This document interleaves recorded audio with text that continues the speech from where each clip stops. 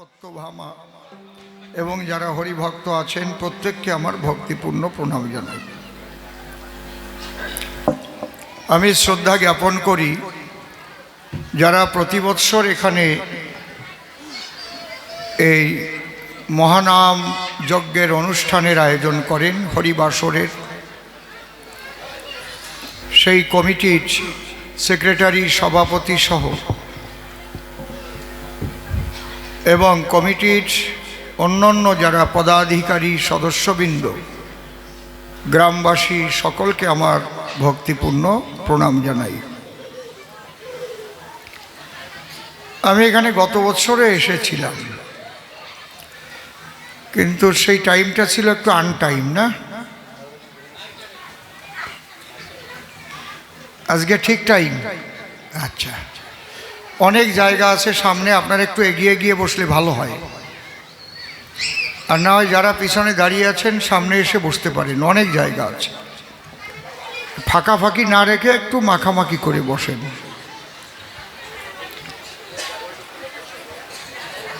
আজকে আমার বিপক্ষে গতবার ছিল শ্রদ্ধেয় নিশিকান্ত সরকার মহাশয়, এবার আমারই ছাত্র নির্মল সরকার। লঙ্কা ছোট হলেও ঝাল আছে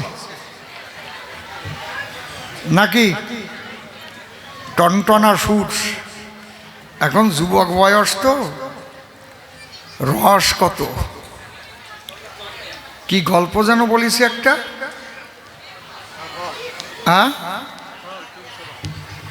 কাঁঠাল আর পেয়ারা, দুইটার তো ভালো হয়েছে। আর ওদিকে আঙুর ফল টিপি দিয়েছে, গেছে নাকি একটু জল।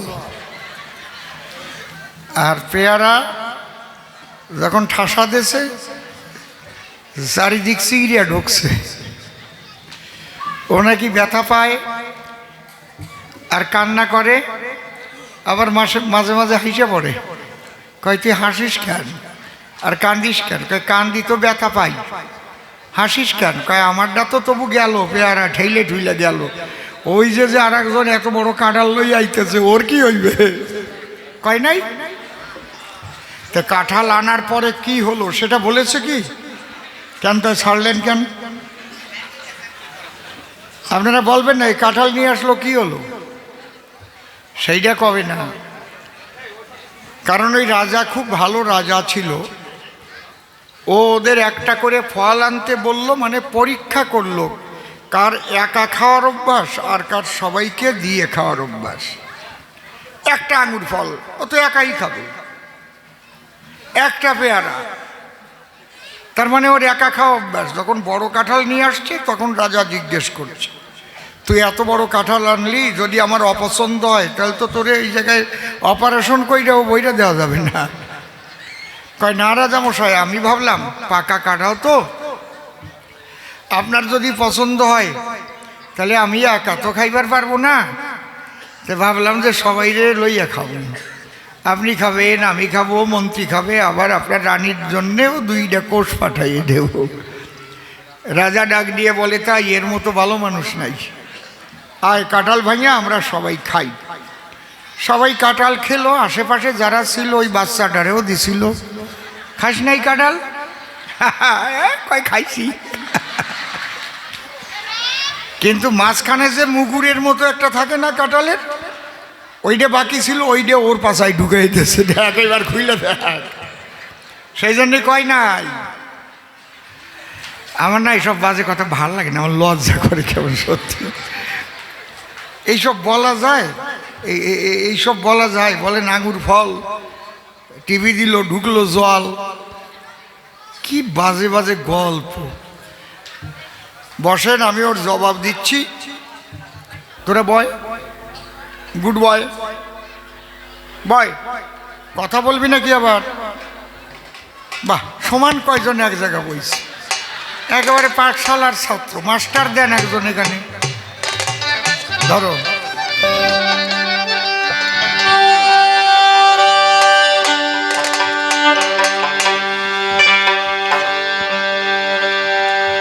শাটা ঠিক মতো লাগাও।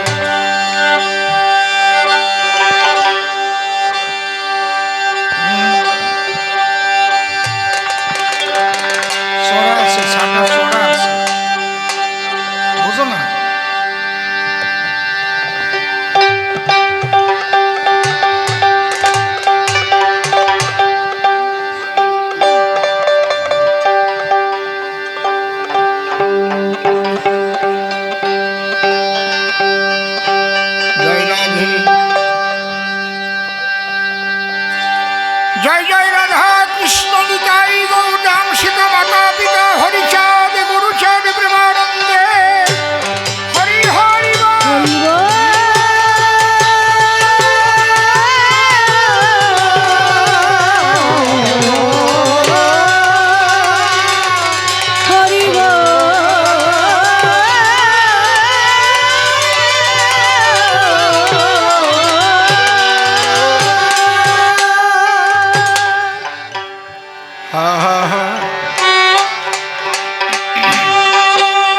হরিবল হরিবল হরিবল।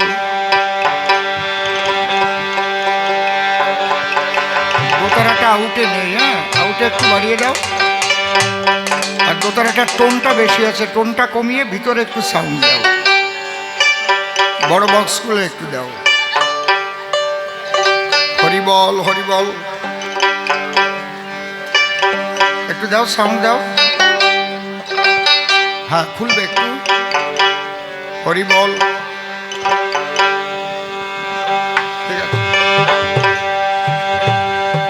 আমি তোমার কাছে যখন থাকি, আমার হৃদয়ে ভরে তোমায় ডাকি, ভরে তখন কত ভালো লাগে আমারে তোমার কাছে যখন থাকি, হৃদয় ভরে তোমায় ডাকি, তখন কত ভালো লাগে আমারে।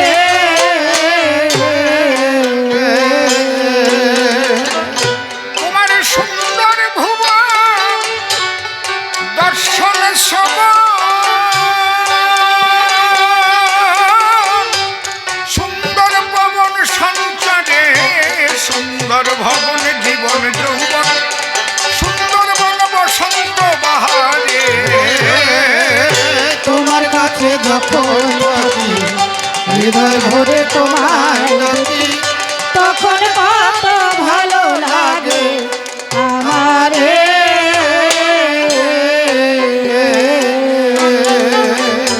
বসে শোনেন ভক্ত ভক্তা নারী নরে, সাধক তার গানের ভিতরে তার জীবন দর্শনের কথা উল্লেখ করে গেছে।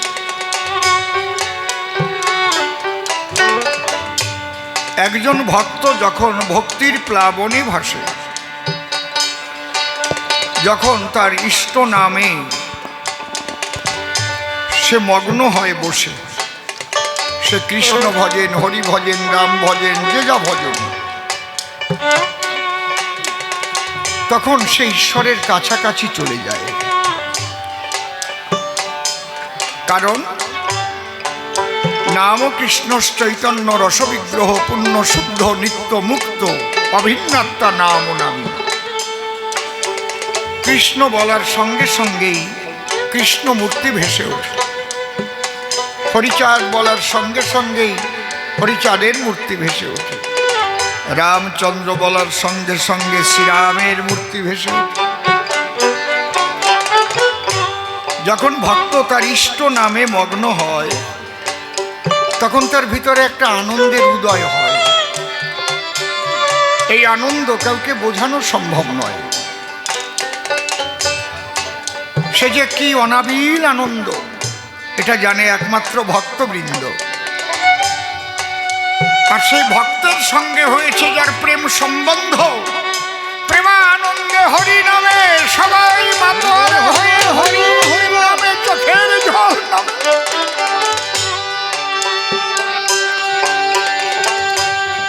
তখন সবকিছু ভালো লাগে, নিজেকেও ভালো লাগে, নিজে জগতের যেদিকে তাকায় সবই মনে হয় ভালো।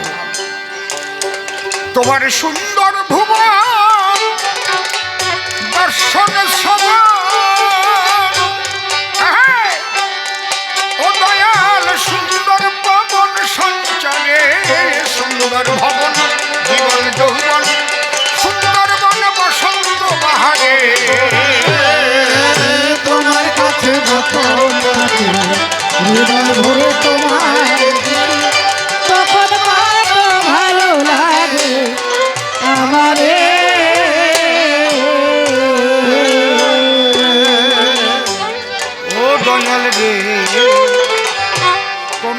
বেশি আছে বলে ওরকম হয়।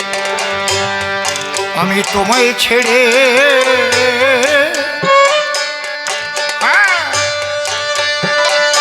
ঘরে যখন দূরে যাই,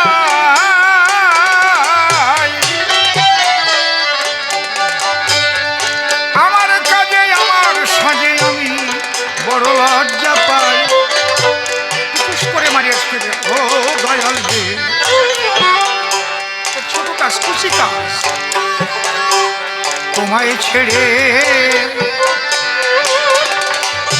যখন দূরে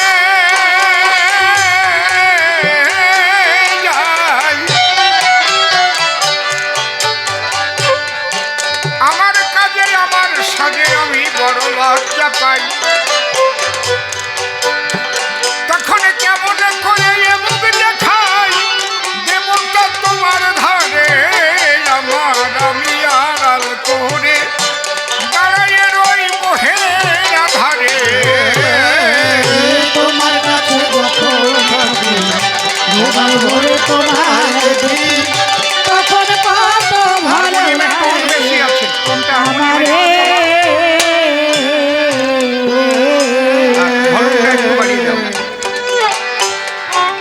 তোমায় ছেড়ে যখন দূরে যাই, তার মানে নাম যখন আমি করি না, নাম করলে যুক্ত হই, তখন বিষয় বাসনা মুক্ত হই। একটা চোর ডাকাত গুন্ডা বদমাইশ সেও যদি হরিনাম করে, তখন তো সে আর কুকর্ম করতে পারে না। কিন্তু যখনই নাম থেকে সে বিচ্যুত হয়ে গেল, তখন কি হলো? তখন কিন্তু তার কাম, ক্রোধ, লোভ, মোহ, মদ, মাৎসর্য সমস্ত রিপু তাকে ঘিরে নিল। হরি বলো, হরি বলো। এই জন্যে গুরুদেব বলে দেয় নাম ভুলো না, নাম করো, নামটাকে জড়িয়ে রাখো। ও দয়াল রে, আমি তোমায় ছেড়ে যখন দূরে যাই, আমার কাজে আমার সাজে আমি বড় লজ্জা পাই।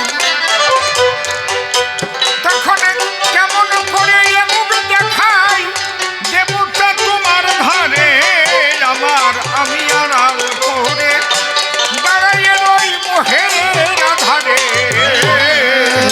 তোমার কাছে যখন থাকি হৃদয় ভরে তোমায় দেখি, তখন কত ভালো লাগে আমারে। ও দয়াল রে, যখন চাহি না আমি তোমার দিকে,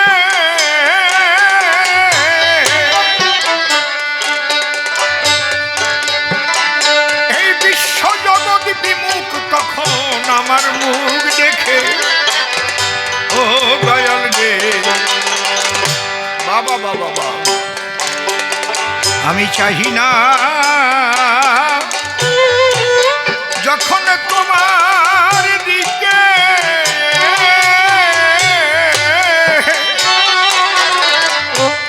বিশ্ব জগৎ বিমুখ তখন আমার মুখ দেখে। তখন শুধায় না কে আমার ডেকে, বঞ্চিত হই সবার দ্বারে, খালি হাতে ফেরে না কে দীনবন্ধু তোমার দুয়ারে। তোমার কাছে যখন থাকি হৃদয় ভরে তোমায় দেখি, তখন কত ভালো লাগে আমারে।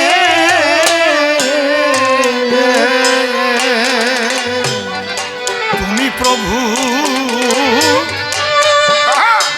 হরে কান্ডারি হো যা,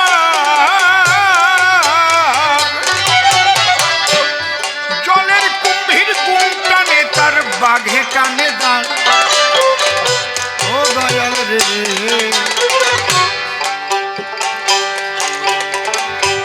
তুমি প্রভু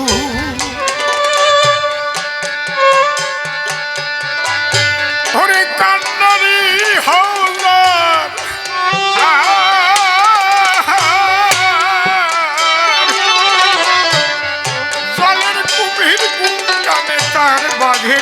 যায়। তার যেমন ফাল্গুন তেমন আষাঢ়, হয় কি ভব কথা রে, নামের বাদাম টেনে তারা চলে যায় আনন্দের বাজারে। তোমার কাছে যখন থাকি হৃদয় ভরে তোমায় দেখি, তখন কত ভালো লাগে আমারে।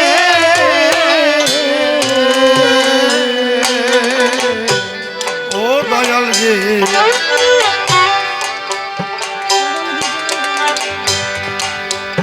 আপনারা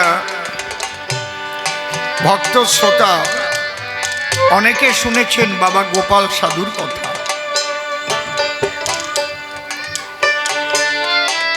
বর্তমান আমাদের যে ঠাকুর বাড়ি ঠাকুরনগর, আমাদের কেন্দ্রীয় প্রতিমন্ত্রী শ্রদ্ধেয় শান্তনু ঠাকুর মহাশয়,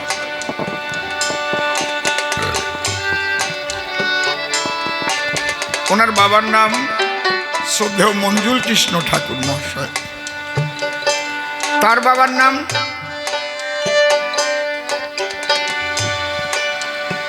পরম শ্রদ্ধেয় প্রমথরঞ্জন ঠাকুর মহাশয়, তার বাবার নাম পরম শ্রদ্ধেয় শশীভূষণ ঠাকুর মহাশয়।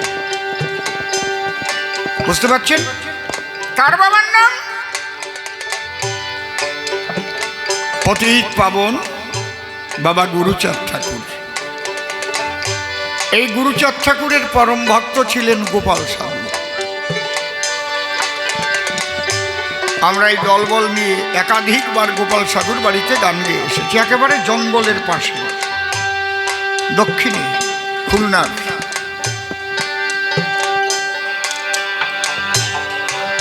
নাম হচ্ছে লক্ষ্মীখালী গ্রামের নাম। এই বাচ্চা তোরা বয়,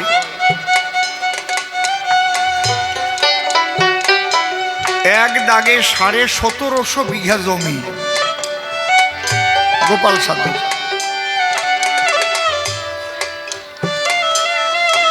ওই সময়ের কথা বসে শোনেন বিজ্ঞ শ্রোতা। বাবা প্রমথরঞ্জন ঠাকুরকে ব্যারিস্টারি পড়াবার জন্য বিলেত পাঠাবেন।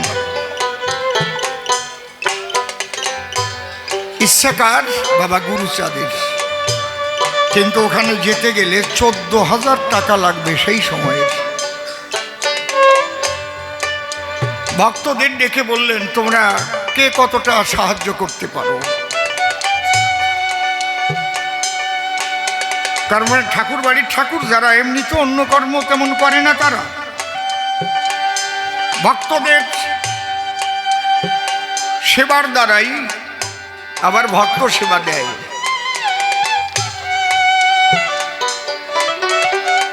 এইরকম সভা বসেছিল, সেখান থেকে কালেকশন করে 1400 টাকা হলো। লাগবে কত? 14,000। হলো কত? 1400। পাশে গোপাল সাধু বসা ছিলেন। গোপাল সাধুর একখানা গামছা পরা, হরিনাম হয়ে গেছে, এমনি উনি ধুতি পরতেন, আর একখানা গামছা গায়ে করজোরে উঠে চোখের জলে ভেসে কয়, ও বাবা,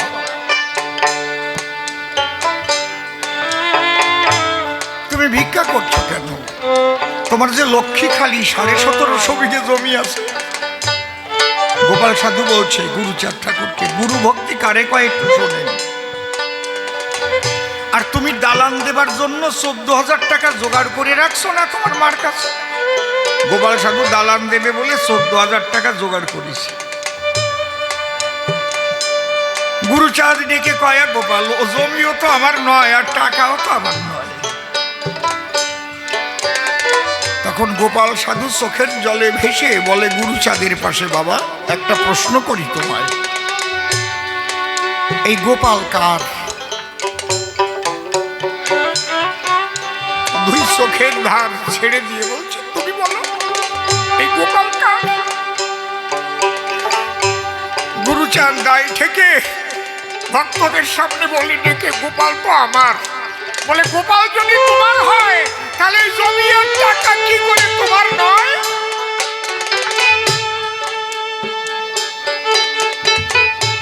গুরুচাঁদ কয়, গোপাল রে, মুখ দিয়ে তো অনেক কথা অনেকে কয়, লিখে দিতে পারিস? লিখে নাও। বসে শোনেন নারী নর, তখন নায়েব ছিল যজ্ঞেশ্বর। গুরুচাঁদ বলে, যজ্ঞেশ্বর কথা মানো, একটা স্ট্যাম্প আনো। আহা,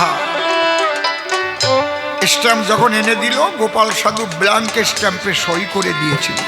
নাও বাবা সব। তখন গুরুচাঁদ ঠাকুর বলেছিল, হে ভক্তগণ, আজ থেকে গোপাল আর গুরুচাঁদ এক হয়ে গেল রে, আলাদা থাকলো না এখন। ভক্তের শক্তি আর ভগবানের শক্তি একত্রিত হলো, ভক্তের ভক্তি আর ভগবানের শক্তি।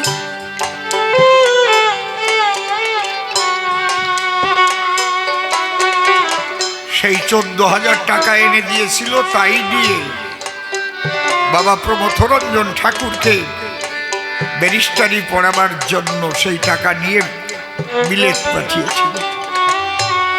আহারে, তাহলে দালানের কি হবে? কয়েক মাস পরে গুরুচাঁদ ঠাকুর ডাক দিয়ে কয়, গোপাল রে, অগোপাল, তা দালান দিতে হবে যে। কয়, তোমার দালান, তোমার বাড়ি, তোমার ঘর। কয়, যাও কলকাতার থেকে ভালো মিস্ত্রি ঠিক করো, রাজমিস্ত্রি, আর বাড়ি যেয়ে ভিত কাটো। গোপাল কয়, ঠিক আছে বাবা, তোমার আজ্ঞা। উনি কলকাতায় রাজমিস্ত্রি ঠিক করিয়ে রেখে রওনা হলো বাড়ির দিকে। ওখানে গিয়ে জন নিল, ভিত কাটা আরম্ভ হলো। কিছুটা ভিত কাটার পরে ওই মাটির ভিতরে, মাটির তলায় তখন 6টা ধনের মাঠ বের হলো, কোলা ভরা। তখন গোপাল সাধু করে, মানা যাক, তোরা আর কাটিস না, আমি একটু ঠাকুর বাড়িতে আসি। তখন ওরা কান্দি চলে গেল। বাবা, 6টা ধনের মাঠ উঠেছে। কয়, যে কয় টাকা ওই দালান করতে লাগবে তার একটা রাখিয়ে আর 5টা পুকুরে ছাড়িয়ে দাও। সেই 5টা পুকুরে ছেড়ে দিল, আর একটা দিয়ে ওই দালান দিয়েছিল। এখনো আছে সেই ধনের বাঘ, আমরা গিয়ে দেখে এসেছি, ভুর ভুর ভুর ভুর ভুর ভুর করে ওঠে। কত মুসলমানরা এসেছে ওইটা নিয়ে যাওয়ার জন্য।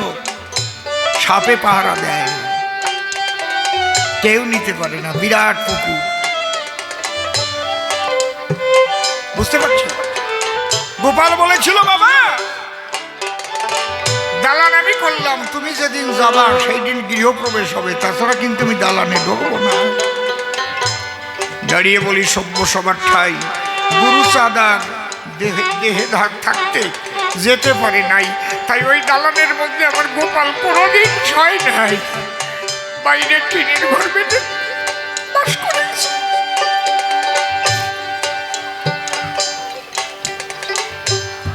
এই গোপাল সাধু ধান ক্ষেতের ভিতরে বাঘে বাচ্চা দিয়েছে। বাঘিনী, বাঘিনীর স্বভাব আছে, ওরা জঙ্গলে বাচ্চা দেয় না, অনেকে জানে না। কারণ ওই বাচ্চা যদি বাঘে দেখতে পায় তখন ওই বড় বাঘে বাচ্চা খেয়ে ফেলায়। এই জন্য ওই নদী ঝাঁপাই এসে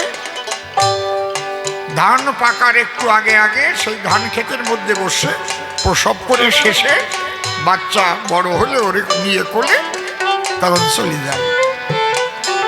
যখন বাচ্চা দিল, এইবার সেই বাঘিনী বাচ্চা সহ ধান ক্ষেতের মধ্যে ছিল।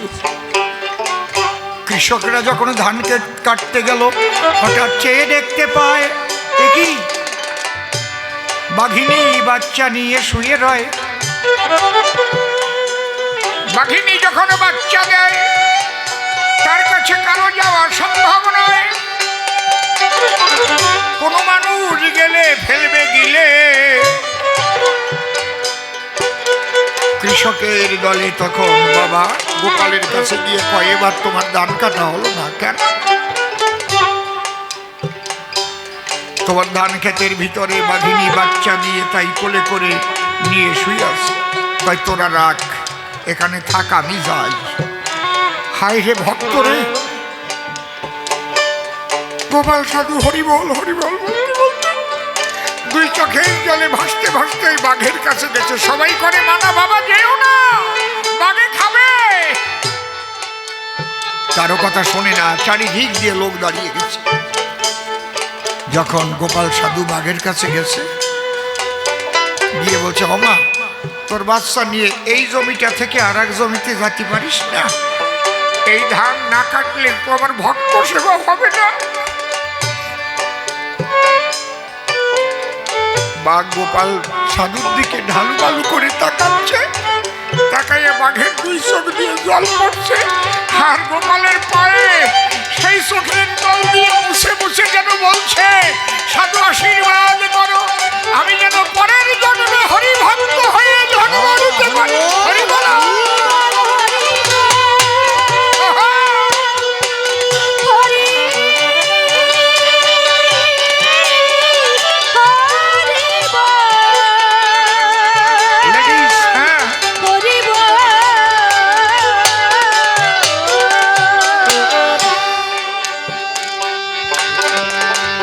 বাঘ বাচ্চা নিয়ে অন্য খেতে চলে গেল। কৃষকরা ধান কেটে আনলো। তাই আবার সাধক কবি পাগল বিজয় সরকার পদ দিয়েছেন, তুমি প্রভু কান্ডারি হও যা, জলের কুম্ভীর গুম টানে তার, বাঘে টানে দাম। তার যেমন ফাল্গুন তেমন আষাঢ়, ভয় কি ভব পাথরে, নামের বাদাম টেনে দিয়ে চলে যায় আনন্দের বাজারে। তোমার কাছে যখন থাকি, হৃদয় ভরে তোমায় দেখি, তখন কত ভালো লাগে আমারে। ও দয়াল রে! পাগল বিজয় বলে, হে পরাণ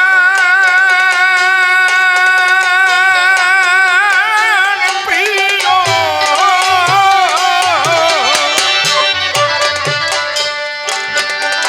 আমি ভুল পথে যদি যাই আমায় ফিরাইয়ে নিও। তোমার চরণ তলে বসতে দিও, চরণ তলে বসতে দিও, ফিরাইও না আমারে জীবনে মরণে যে, যেন ভুলে না যাই তোমারে। তোমার কাছে যখন জয় জয় রাধা কৃষ্ণ, হৃদয় ভরে তোমায় দেখি, কবিতা হরিচাঁদ, হরিচাঁদ, হরি হরি বল।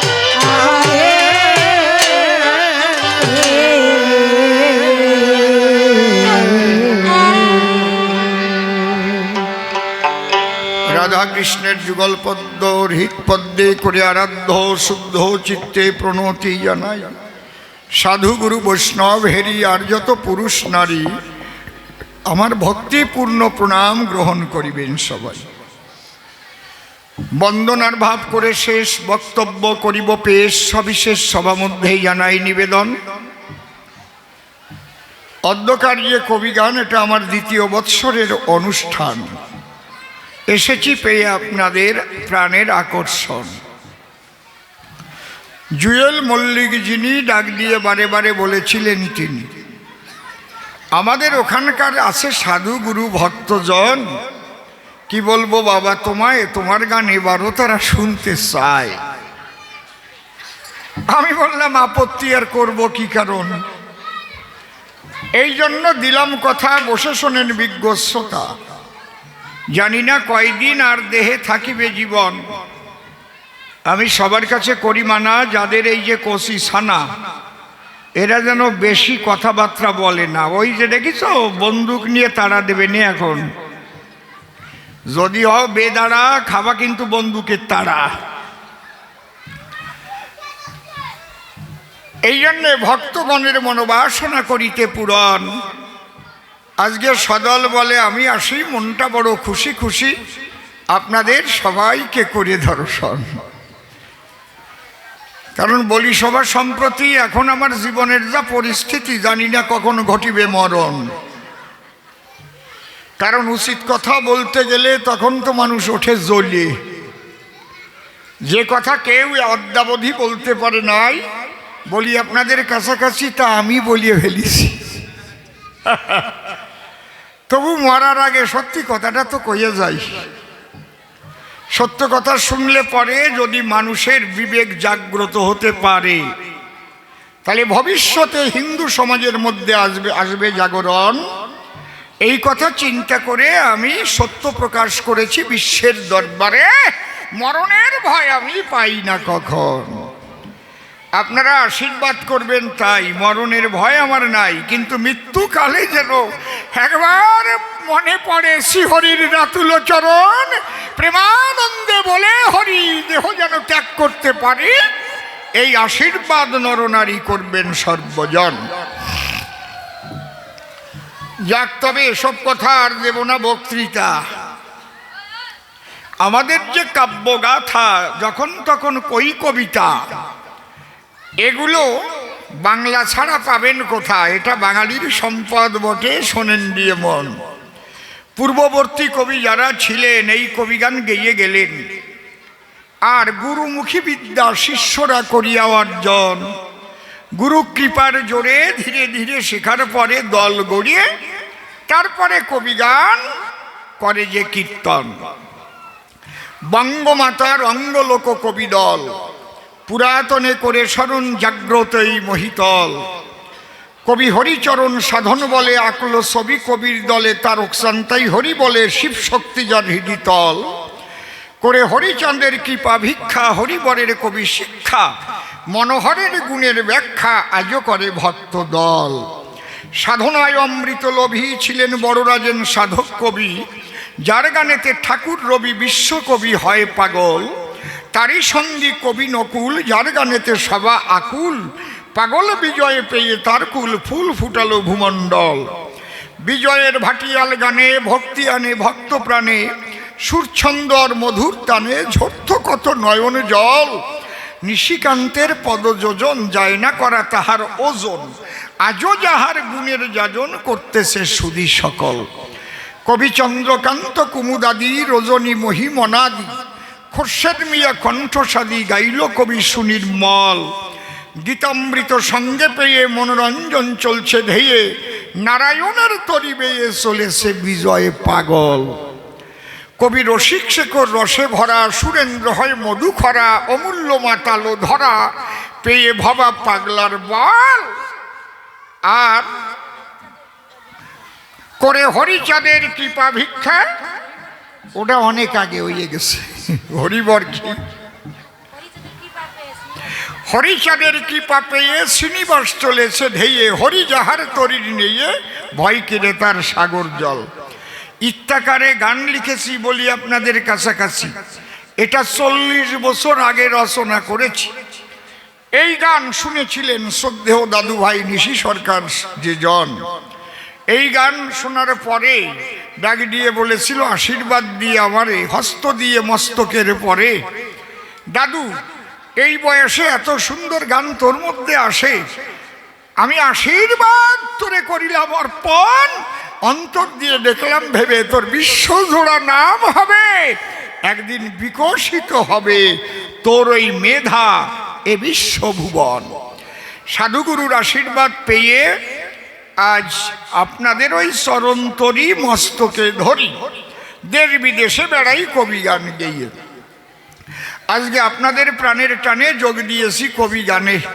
মানে কপাল ভালো না মন্দ এ জীবনে এখনো বুঝতে পারি নাই কোন কায়দায় যেন রাজনীতির মধ্যে চলে গেছি রে মশাই।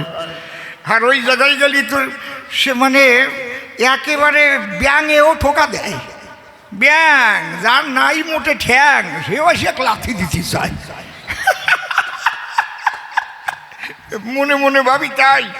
কিছু বলার নাই, ব্যাঙের লাতিও খাই, বুঝেছেন? ছোট্ট একটা কথা মনে পড়ে, বসে শোনেন নারী নরে। হ্যাঁ, একদিন এক ব্যাঙ সে ওই গর্তে পড়ে ক্যা ক্যা ক্যা ক্যা করতেছে, বুঝতে পারছেন? এখন হাতি পথ দিয়ে হেঁটে যাচ্ছে, ব্যাঙ ওই ক্যা, দেখেন না কিরম ডাকে। এখন হাতি ওইটা শোনার পরে বলে, তুই আমারে ডাকিস কিসের করে? কে তুই? কয়, আমি চতুষ্পদ জন্তু। হাতি কয়, আমিও চতুষ্পদ জন্তু, তুইও চতুষ্পদ জন্তু। মানে ব্যাঙ ওই হাতির সমান অতি চায়, বুঝতে পারিস? মানে ব্যাপার হচ্ছে এই রকম হয়ে যায়। সব কিছু সহ্য না করতে পারলে পরে থাকা যায় না তখন এই রাজনীতির ভিতরে। এমন এমন মানুষ এমন এমন ব্যবহার করে, তা বলাও যায় না রে মশাই। যাজ্ঞে এ পর্যন্ত থাকবে। এইবার যেভাবে আজকে কবি গানের হচ্ছে আলাপন, বিপক্ষ কবি যিনি নির্মল সরকার হলেন, তিনি স্বনাম করিয়া বর্জন। শুনলেন যত ভক্তবৃন্দ, আমাকে করেছে যোগানন্দ, আরো আরো প্রেমানন্দ ব্রহ্মচারী, প্রেমানন্দ দাস নাম করেছে ধারণ, তাই তো? ও আমার শিষ্য পুত্র হয়ে গেছে কিছু প্রশ্ন দিয়ে, যে আমি বহু শাস্ত্র গ্রন্থ নিয়ে করলাম অধ্যয়ন, যত শাস্ত্র পড়ি তাই সবার মধ্যে কৃষ্ণকে শ্রেষ্ঠ পাই, কৃষ্ণের উপরে আর কেউ নাই। কিন্তু যখন আমি ওই গীত গোবিন্দ করি অধ্যয়ন, পড়িয়ে আমি গীত গোবিন্দ, মনে জাগলো নিরানন্দ, ছোট হলো প্রাণ গোবিন্দ, রাধা রানী ধরলো আমার ওই গোবিন্দের চরণ। আমার কাছে বলো দেখি, এ কোনো দিন হয় নাকি? একটা মাইয়া মানুষ রাধা বিদুমুখী আর কৃষ্ণ কমলাক্ষী, যিনি বলেছেন অর্জুনের কাছে ডাকি ডাকি সর্বধর্মান পরিত্যাজ্যং মাম একং শরণং ব্রজ অহং তাং সর্বপাপেভ্যো মোক্ষয়িষ্যামি মা শুচ। তাহলে কি করে সেই কৃষ্ণ ছোট হলো আমার কাছে খুলে বলো? কেন রাধা রানীর পায়ে ধরেছিল এবং কৃষ্ণ নীলদল পরিষ্কার করেছে প্রকাশ, কিশোরীর দাস মুই পিতবাস, ইতেক সন্দেহ যার, কোটি কোটি জনম করিলে ভজন বিথাই ভজন তার। এ কথা কেন বলল একটু খুলে বলো, সভ্য সভা পাস। ভালো প্রশ্ন করেছে কিন্তু, নাকি বোধ বরাদ্দ আছে আর কি। তাহলে রাধা বড় না কৃষ্ণ বড়, তার একটা মীমাংসা করো। দ্বিতীয় প্রশ্ন করেছে উত্থাপন, গৌর নিতাই দুটি ভাই, দুই দিকেতে দেখতে পাই, একজন গৃহবাসী আর একজন সন্ন্যাসী, জানে সর্বজন। গৌর হরি যিনি সন্ন্যাসী হয়ে চলে গেলেন তিনি, আর নিত্যানন্দ গুণমণি দুটো বিয়ে করে সংসার ধর্ম করিলেন পালন। তাহলে দুই ভাই যুগধর্ম দেবার তরে দুই ভাই এলেন নদিয়াপুরে। একজন যদি সংসার ছাড়ে আর একজন যদি সংসার করে, এই জীবে নারী নরে কার ভাব ধরে? একটু তাই করো বিশ্লেষণ, এই না নাকি? মনে হয় ছোট্ট প্রশ্ন, না না রে ভাই, এর মধ্যে অ্যাটম বোমের মতো আমি দেখিবারে পাই। বুঝতে পারছেন? লোহার ডান্ডা তো অনেক বড় মনে হয়, এ দিয়ে কয়জন মানুষ মারা যায়, কিন্তু এইটা রিসার্চ আগারে নিয়ে এর সূক্ষ্ম পারমাণবিক যে শক্তি, ওইটা যদি নেয় বের করিয়া, এই লোহার ডান্ডাকে ভাঙলে কি পাওয়া যায়? পদার্থকে ভাঙলে পাওয়া যায় অণু, নাকি? আমার কথা নয় ভুল, যাকে বিজ্ঞানের ভাষায় বলে মলিকুল। ওই অণুকে যদি ভেঙে ফেলা যায়, শিক্ষিত সমাজ জানে কি পাওয়া যায়, তখন পরমাণু বলে তাহার নাম হয়। তাহলে একটু ভালো করে বিচার করবেন, শুনি আমার উক্তি। এই যে পরমাণু শক্তি, এই পরমাণু কিন্তু মৌলিক শক্তি নয়। এইটা ভাঙলে পরে ইলেকট্রন, প্রোটন, নিউট্রন পাওয়া যায় তার ভিতরে, কেন্দ্রে নিউক্লিয়াস, ওইটা নিয়ে এই তিনটে ঘোরে সর্বদাই। নিউক্লিয়াসও কিন্তু মৌলিক শক্তি নয়, এটাকেও ভাঙা যায়, অ্যাসিড্রন, বেসিড্রন ইত্যাদি এর মধ্যে লুকায়িত রয়। তাহলে যত সূক্ষ্ম জগতে যাবে ততই কিন্তু তার শক্তি বেশি প্রকাশ পাবে। এইটা আমার চাইতে আরো ভালো জানে যারা হোমিওপ্যাথি ডাক্তার আছে মহাশয়। ঠিক কইছি না? কঠিন ব্যাধি হলে পরে জানেন যত নারী নরে, তখন ওই এক ফোঁটা ওষুধ দিয়ে এক কাপ জলের ভিতরে কবে ওর 3 ভাগের 2 ভাগ ফেলাই দিয়ে আবার সেইটুক খাবা। তার মানে কতটুক সূক্ষ্ম যাচ্ছে তোমার শরীরে।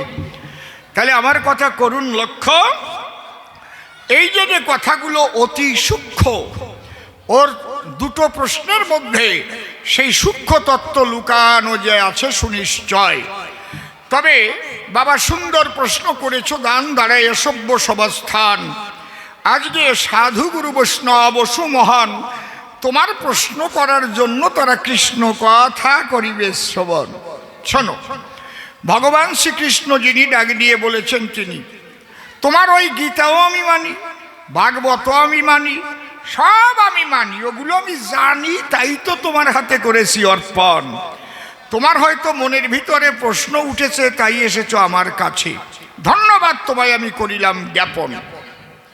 যে শিষ্যের মনে প্রশ্ন হয় উদয়, বুঝতে হবে সেই শিষ্য অজ্ঞানী নয়। তাহলে জ্ঞানের চর্চা করে বলে সেই শিষ্য ছেলে একদিন জ্ঞান পেকে গেলে সে ভক্তিমান হবে এই বিশ্ব বসুধায়। জ্ঞান পরিপক্ক হলে তখন তারে ভক্তি বলে। বুঝতে পারছেন কি বলছি? ওই বলদের মতো হলি তার দ্বারা কিচ্ছু হয় না। বাবা পাগলা বলতো তাই, শুনে যা, কয়টা কথা কইয়ে যাই। কি কয়? বড় চোর বড় সাধু এরাই ভাবে রইবে শুধু, জলের লাউ আম্বলের কদু কোনো কাজে লাগে না। বড় চোর যদি হতে হয়, বড় মস্তান যদি হতে হয়, বলদ হলে হওয়া যায়? হওয়া যায়? বড় ডাকাত, কালু ডাকাত নাম তার, বেবদলি এইভাবে হতো না প্রসার। বুঝতে পারিছেন? আর যে বলদাগুলো মস্তানি করে বেড়ায়, মদ টদ খাইয়ে কেলায় পড়ে থাকে, তারপরে গুলি খাইয়ে মরে যায়।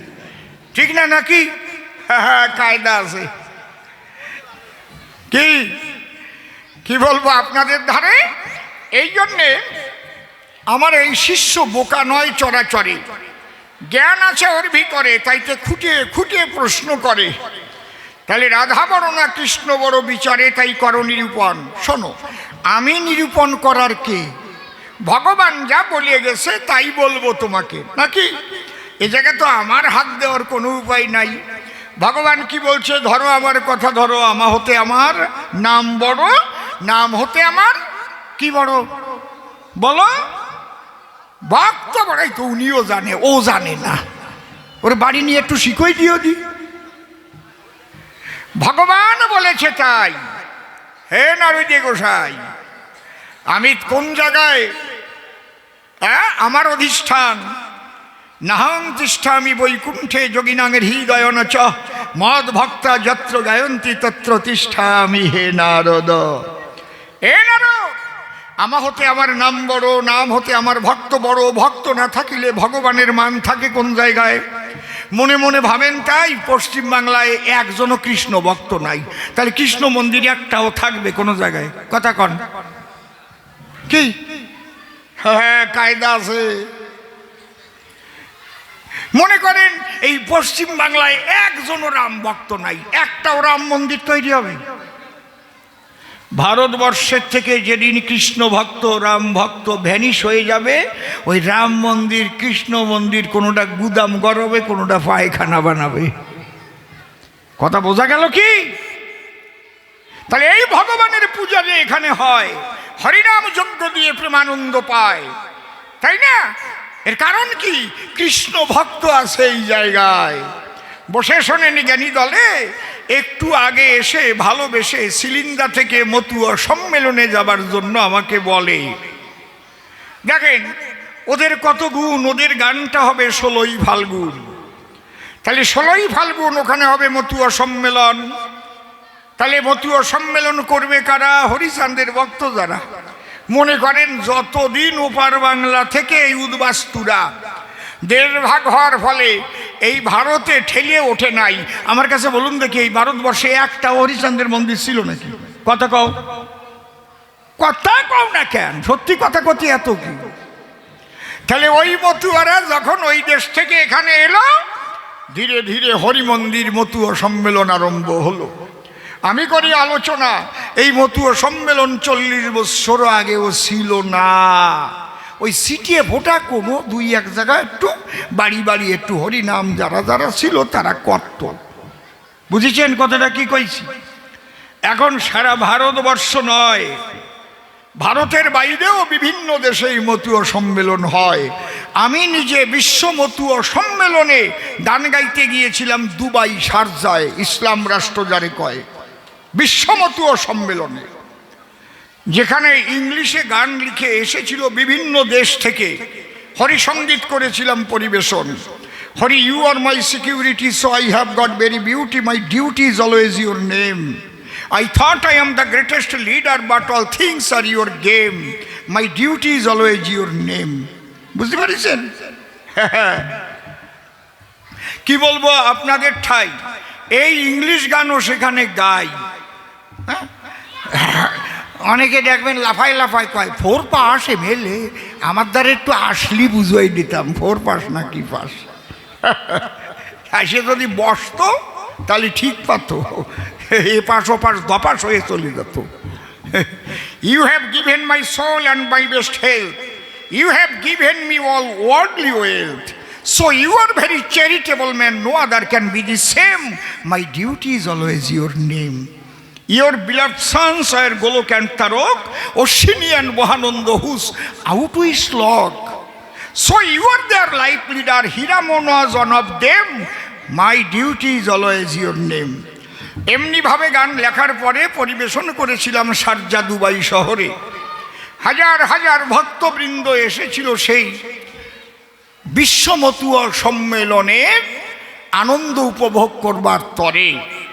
তাহলে আগে যেটা ছিল না, বসে শোনেন সুধী জনা, ভারত ভাগের ফলে দলে দলে যখন ওই মতুয়ারা এই দিকে হলো রওনা, দেখেন এবার কেমন কল হয়ে গেছে, মতুয়ার কত দল, ঠিক না? এখন আর দলের অভাব না, তারপরে এক দল ভেঙে ভেঙে যে আরো কয় দল হয় তা তো বলা বড় থায়। বুঝতে পারছেন ব্যাপারটা কি? তাহলে আমার এত কথা আমি বললাম কি কারণ, ভক্ত না থাকলে পরে ভগবানের মান থাকে না চরাচরে। ভক্ত আছে বলেই ভগবানের পূজা করে। জয় হরি বল, জয় রাধে নিতাই গৌর হরি বল। এই জন্যে যিনি হলেন ভগবান, তিনি দেন ভক্তের মান। যে রাজা হয় সেই রাজার প্রজার সম্মান দিতে হয়। জয় রাধে নাকি? আমি এমএলএ হয়েছি বলে যদি ভাবি যে ক্যাত্রার মার সাথে কথা কব কেন, ওই ক্যাত্রা মাও একটা বোট আমারে দেশে, হ্যাঁ কায়দা আছে নাকি? বুঝতে পারছেন ব্যাপারটা কি?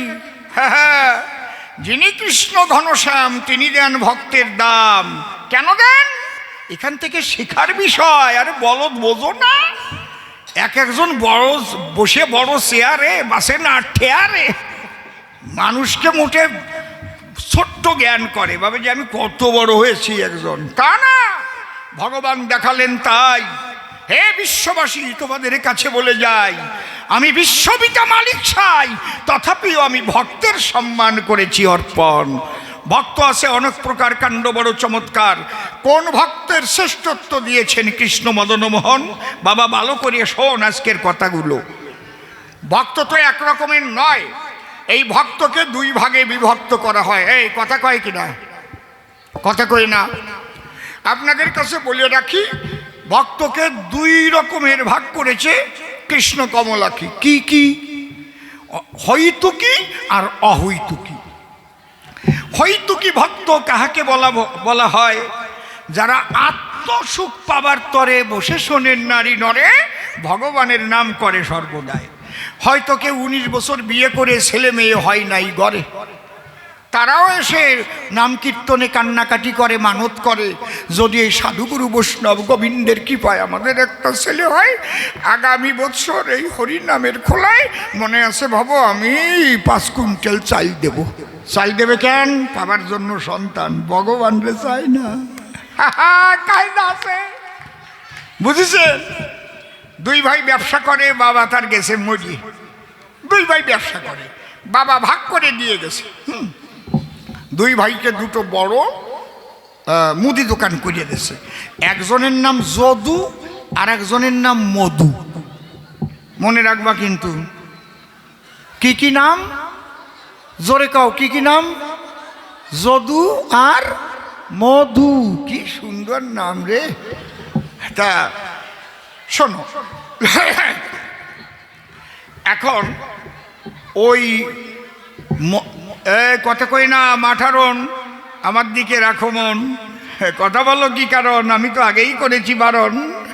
তুমি কোন বাড়ির ঠারণ? রস পায় কত।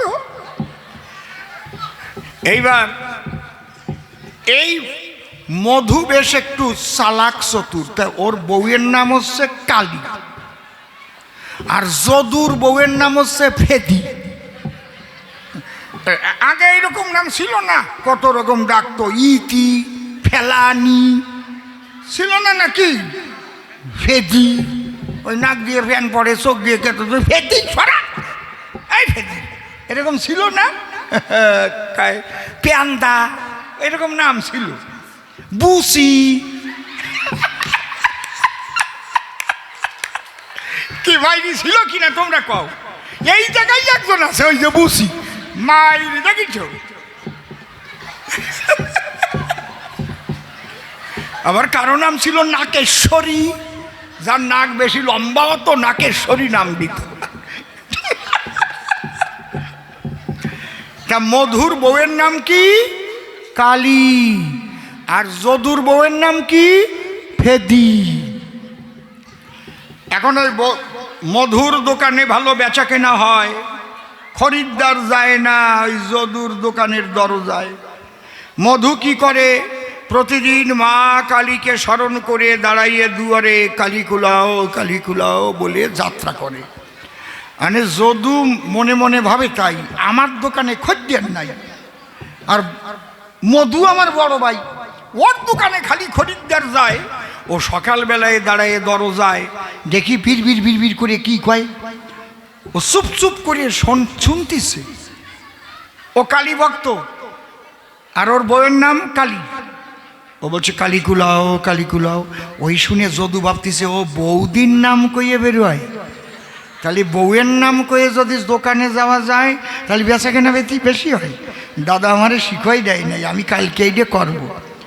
এদিক পরের দিন ওর দাদা ওই পাশ দিয়ে বলতেছে মা কালী কুলাও কালী কুলাও কালী কুলাও। ও ওর দরজায়, পাশাপাশি ঘর, বসে শোনেন নারী নর, ওই দরজায় দাঁড়াই করছে মা ফেদি ফেদাও ফেদি ফেদাও ফেদি ফেদাও। মধু কয় এই তুই কি করছ? কয় কি কয়টা বোঝো না, নিজে নিজের বউয়ের নাম কইয়ে দোকানে যাবার, বেশি বেচার কেনা করিয়ে বেশি লাভ করবা। আমার এই মন্ত্রটা শিখই দাও নাই কেন? তোমার বউয়ের নাম কালী, তুমি কি কও খালি খালি কালী কুলাও কালী কুলাও? আমার বউয়ের নাম ভেদি, আমিও ভেদি ভেদাও ভেদি ভেদাও কইছি। মানে বেচা কেনা বেশি হওয়ার দায় ভেদি ভেদাও কয়। হিরে বাবা, এরাও ভক্ত, কিন্তু ভক্ত না তা না, কি মারাত্মক ভক্ত। বসে শোনেন নারী, এরাও ভক্ত চরাচরে। এদের বলে হইতুকি ভক্ত, মানে নিজের চাওয়া পাওয়া হেতুর তরে যায় হরি বাসরে, কিংবা যায় সাধুগুরু বৈষ্ণবের ধারে, অম্বলের ব্যারামে ধরে, ব্যথা হয় বারে বারে করজোরে সাধুর কাছে কয় আপনি আমার কথা লবেন, আমার একটু আশীর্বাদ দেবেন যাতে আমার অম্বলের ব্যারামটা সারিয়ে যায়। বুঝেছেন? আর অহুইতুকি ভক্ত কারা? এই জাগতিক জগতের কোনো সুখে তারা হয় না মাতোয়ারা আত্মহারা, তারা একমাত্র তার ইষ্টকে পাবার তরে নয়নের ধারায় ভাসে সর্বদায়। অন্যান্য অভিলাষিতা শূন্য জ্ঞান কর্মদানাবৃতং আনুকূল্যেন কৃষ্ণানুশীলনং ভক্তির উত্তমা। বুঝেছেন? গোপাল সাধু কিন্তু সেই অহুইতুকি ভক্ত ছিল। এমনি এমনি কি বাঘ কাণ্ডে তার পায়ে জল দিয়েছে, চোখের জল দিয়ে দোয়ালো, এত সোজা না। তাহলে এই অহুইতুকি ভক্ত যারা ভগবানের প্রিয়, তারা সেই ভক্তকে গুরু বলে ভগবান প্রেমের গুরু বলে দিয়েছে প্রমাণ। যত ভক্ত জন্ম নিল ভালো করে জানা ছিল, তার মধ্যে রাধারানী হচ্ছে সর্বশ্রেষ্ঠ বা সর্বপ্রধান। এই রাধারানী অহৈতুকী অকামনা রাগাত্মিকা, বেদাতীত জগতে সদা করে সে ভ্রমণ। আত্মসুখে বিবর্জিত হইয়া কৃষ্ণকে সুখ দেবার তরে চলে ছুটিয়া, সেই মধুর ভাবে রাধারানী সতত মগন। এই জন্য আপনাদের কাছে বলে যাই, যতবার এসেছে বিশ্বের মালিক সাই, তার জন্মভূমি যে তীর্থভূমি আমরা তারে পাই। আমার কাছে বলুন দেখি, কোনো তীর্থভূমির নামের আগে মধুর শব্দ আছে নাকি? কেউ মধুর অযোধ্যা বলে? বলেন, কথা বলেন। কোথায় যাচ্ছেন? মধুর অযোধ্যা দিয়ে ঘুরে আসি বলে কেউ। মধুর নদিয়া বলে, কি মধুর দ্বারকা বলে, কথা কন না কেন? কিন্তু বৃন্দাবন উচ্চারণ করতে গেলে কি বলে? মধুর বৃন্দাবন, মধুর বৃন্দাবন। কেন? রাধারানীর মধুর প্রেমের জন্য বৃন্দারণ্য ধন্য ধন্য ধন্য সকল ব্রজবাসী শোনো দিয়ে মন। তে কারণে কৃষ্ণ জনার্দনে শ্রীমতী রাধারানীর চরণে দাসখত করেছেন অর্পণ। এখান থেকেই বোঝা করো শুরু, রাধারানী হচ্ছে কৃষ্ণের প্রেমের গুরু। এতে বোঝে তো বুঝুক, না বোঝে মুখ বুঝুক, এর চাইতে আমি ভালো আর পারবো না। এর চাইতে আর কি করে ভালো করে বুঝাবো? আর একটা গল্প কব না? থাক, কব না। কব, তুইও শুনবি। একজনের বাড়ি টাউনে, বিয়ে করেছে ডাউনে। লাভতে উঠেছে। টাউন বুঝিস তো? টাউন, আর ডাউন মানে গ্রাম। ভালো শ্রোতা পাইছি তো। কই হ্যাঁ হ্যাঁ কও। তার মানে আমারে কত ভালোবাসে, বাড়িঘর ছাড়িয়ে আসে, রয়েছে একেবারে বসে। ভাবছে অসীম দাদু গান গাবে, আজকে শুনতে হবে। এই আমারে মোবাইলের মধ্যে আবার দেখিস নাকি আমারে? ও কয় হ্যাঁ দেখি। ভালো কায়দা লাগিছে। এখনে বসে শোনেন, নরনারী বেড়াতে গেছে নতুন জামাই শ্বশুর বাড়ি। আর ওই গ্রাম শুদ্ধ ওর শ্বশুরের বংশ। নিজের শ্বশুর, কাকা শ্বশুর, জ্যাঠা শ্বশুর, মেসো শ্বশুর, পিসিয়ে শ্বশুর, শ্বশুরের শ্বশুর, শ্বশুরের খালি শ্বশুর বড়া। এখন সব বাড়ি রান্না করা। নতুন জামাই যদি যায়, শ্বশুরের ঘরে খাবার না দিলে হয় কি? মানে কোন কোন বাড়ি যে কি কি রান্না করিছে তা বলা বড় দায়।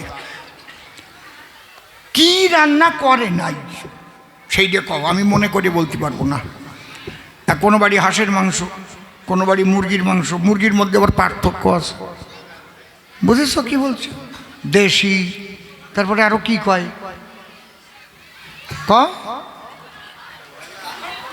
ব্রয়লার, কোয়াক, আরেকটা আছে, আরেকটা আছে টিপ মুরগি, এরকম মাথা বড় বড়, ডিম হয়, আছে না? আবার সোনালি।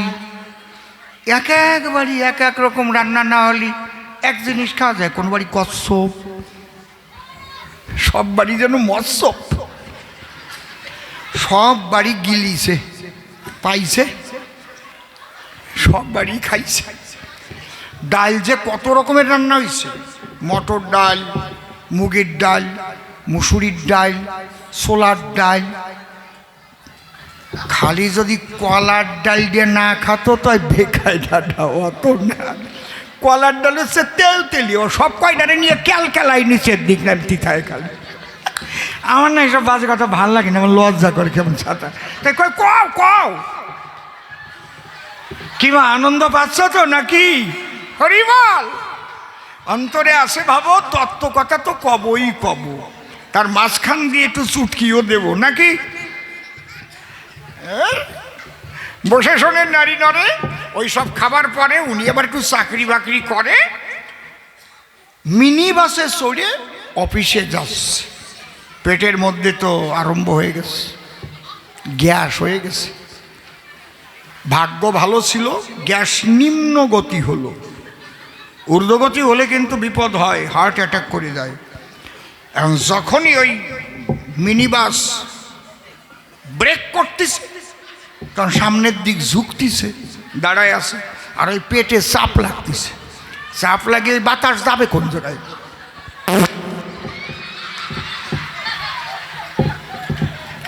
আচ্ছা, চাপ লাগলে বাতাস বেরোবে না, হাসিয়ে পড়ে, খালি হাসিয়ে পড়ে।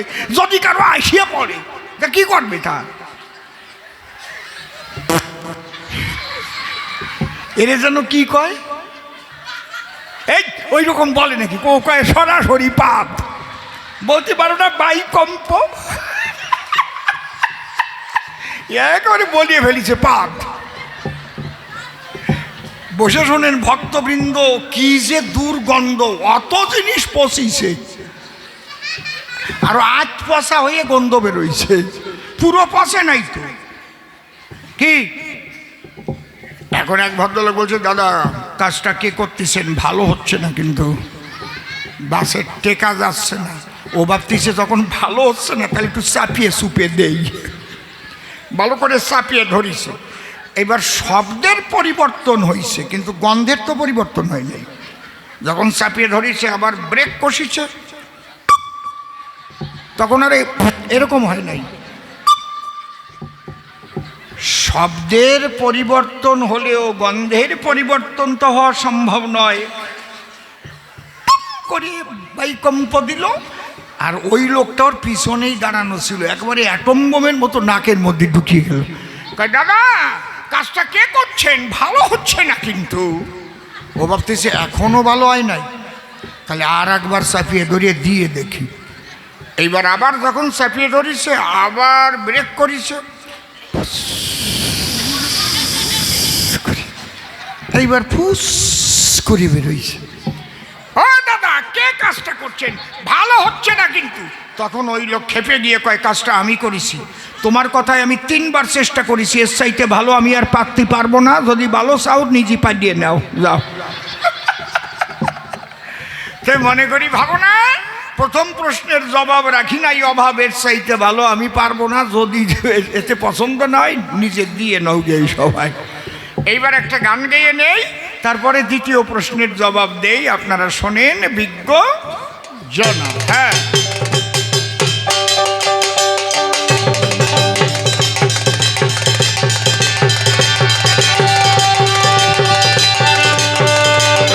হারমোনিয়ামটা একটু বড় বক্সে বাড়িয়ে দাও।